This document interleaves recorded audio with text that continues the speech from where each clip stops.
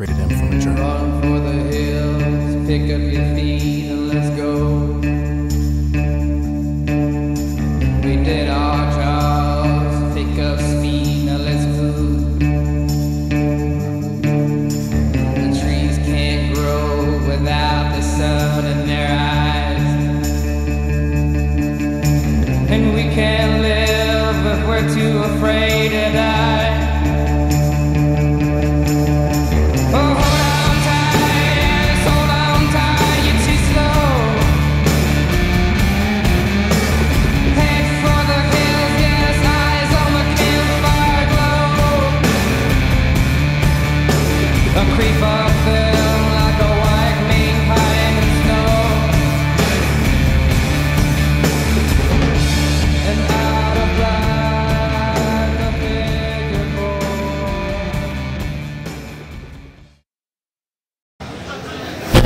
Salut, ici Charles de MyGamer, je suis à Toronto au X10 et je suis avec Josh Atkins de Loinhead. On va parler de Fable 3. So Josh, what is Fable 3 about? Fable 3 is a continuation of our story from Fable 2. It's set 60 years after the end of Fable 2, and you start out having a very difficult decision put in front of you.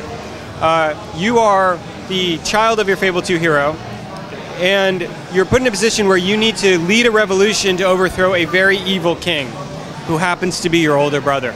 Okay. And along the way, you're going to make promises to people. You're going to tell them how great you're going to make the world. But then once you become the ruler, it's not that easy. So the game will have like two different modes. Like the first part of the game, you're an adventurer. The second part, a king.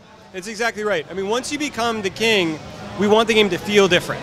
So it definitely should feel like a big change, right? And all of a sudden, the promises you've been making to people and all the little things you've been doing along the way become less important. And the promises, keeping the promises is the most important thing. Will it have a bit of strategy maybe in it? There'll definitely be strategy to it. I think for us, the big thing is I don't want people to misconstrue. It won't become a strategy game, right? But there's going to be really difficult decisions you have to make as the ruler that are not going to be straightforward. There's going to be a lot of thought that needs to go into it. And for us, we're going to allow you to raise the taxes and lower the taxes and all that kind of stuff. But really the question that we want people to ask themselves is, why? Right? And so we want to put you in the position once you're ruler where these decisions aren't arbitrary, they're not little, they're big, they have weight. And so you as a ruler and me versus me as a ruler are going to have very different kingdoms, going to have very different strategies we take on to try to do what the kingdom needs us to do.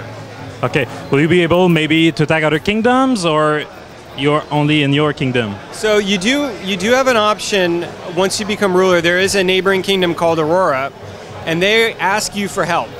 And your choice, one of your choices, without giving too much away, is to decide what to do about that. You could help them, you can enslave them. So there's, as an example of something you can do. Okay. About the game, like, what is different in this game, maybe in the core mechanics from the first two games? The biggest difference is I think there's, when you work on a sequel, it's easy to try to rest on your laurels and just do the same things again.